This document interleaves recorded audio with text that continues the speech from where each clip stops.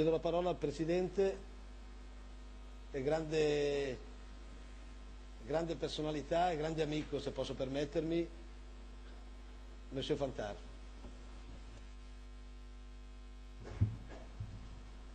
Merci beaucoup, Monsieur le Président, responsable de cette, avec d'autres, pour cette manifestation absolument extraordinaire à laquelle nous sommes très honorés de prendre part.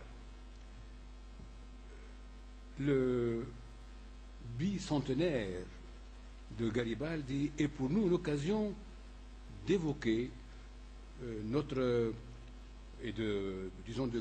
d'affirmer et de réaffirmer notre solidarité, notre attachement aux valeurs de la liberté, des droits de l'homme, de la solidarité et tout ce qui fait ou tout ce qui permet à l'homme de conquérir son humanité entière. Qui est Garibaldi? Pour répondre à cette question, permettez-moi de vous répéter ce que j'ai appris au lycée il y a plusieurs années, il y a presque, disons, un demi-siècle, un peu moins peut-être.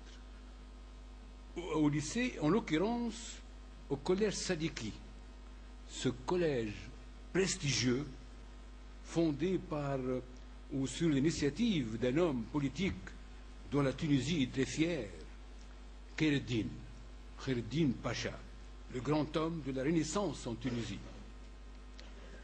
C'était une époque où la Tunisie voulait se faire par elle-même et il y avait des hommes qui ont tout fait pour essayer de la sauver de l'obscurantisme et du fanatisme.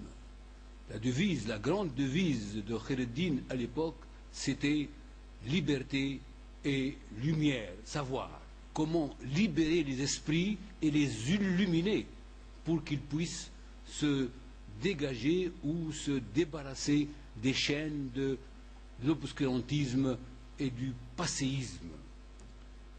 Donc, il est un des, disons, des hommes fondateurs de la Tunisie d'aujourd'hui.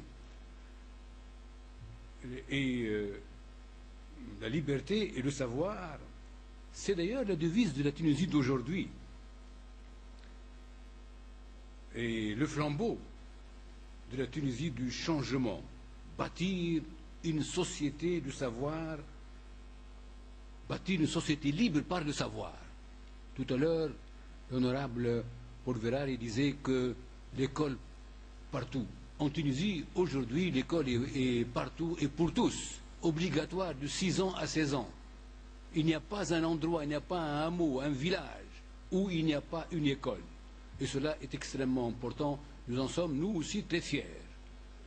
Très fiers et nous œuvrons pour que ce contenu se maintienne et se développe de plus en plus. L'université aussi est aujourd'hui ouverte à tout le monde. Vous savez, la Tunisie est l'un des rares pays où les gens sont capables de passer du hameau à l'amphithéâtre.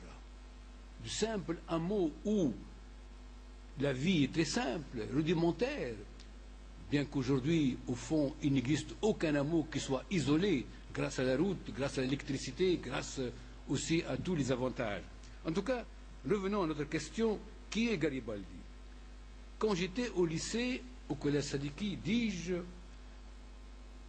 notre manuel, j'ai appris, comme tout le monde, comme tous les collégiens, nous avions une histoire que j'ai gardée depuis cette époque-là, et à cette occasion, j'ai voulu voir ce que j'ai appris quand j'étais enfant sur Garibaldi. Et voici, par exemple, ce que nous dit ce manuel, qui était entre nous, allé au lycée. Il dit, Garibaldi, 1802-1882, né à Nice, alors ville française, Garibaldi fut le plus surprenant aventurier du XIXe siècle. Compromis dans un complot de la jeune Italie, il passa à Tunis et de là dans l'Amérique du Sud.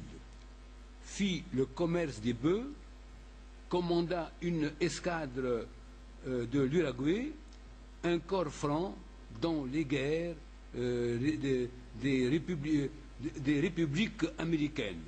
En 1848, il revint en Italie, commanda contre Oudinot l'armée de la République romaine. Reparti pour l'Amérique, il fut fabricant de chandelles à New York, capitaine marchand au Pérou, puis en Chine. Il réapparut en Italie en 1859 et dès lors ne cessa plus de travailler à l'unité italienne. Les deux Siciles occupées, son